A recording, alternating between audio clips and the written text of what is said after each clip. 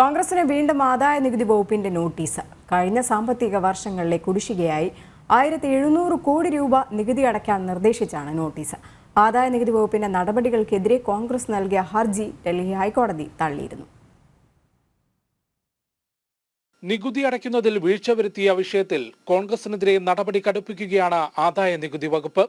2017 മുതൽ 2021 വരെയുള്ള സാമ്പത്തിക വർഷങ്ങളിലെ നികുതി കുടിശ്ശികയും പിഴയുമായി 1700 കോടി രൂപ അടയ്ക്കണമെന്ന് കാണിച്ച് കോൺഗ്രസിന് വീണ്ടും നോട്ടീസ് നൽകി. 2014 മുതൽ 17 വരെയുള്ള കാലത്തെ 520 കോടി രൂപ നികുതി അടയ്ക്കണമെന്ന് നേരത്തെ കോൺഗ്രസിന് ആദായ നികുതി വകുപ്പ് നോട്ടീസ് നൽകിയിരുന്നു. ഇതിനെതിരെ കോൺഗ്രസ് നൽകിയ ഹർജി ഡൽഹി ഹൈക്കോടതി തള്ളിയതിന് പിറകെയാണ് പുതിയ നോട്ടീസ് നൽകിയത്. രാഷ്ട്രീയ പാർട്ടികൾക്ക് ലഭിക്കുന്ന നികുതി ഇളവിന്റെ ആനുകൂല്യത്തിൽ പരിധി ലംഘിക്കുന്ന പണമിടപാടുകൾ കോൺഗ്രസ് നടത്തിയെന്നും നിയമപ്രകാരമുള്ള നികുതി അടയ്ക്കുന്നതിൽ വീഴ്ച വരുത്തിയെന്നും ആദായ നികുതി വകുപ്പ് കോടതിയിൽ അറിയിച്ചിരുന്നു.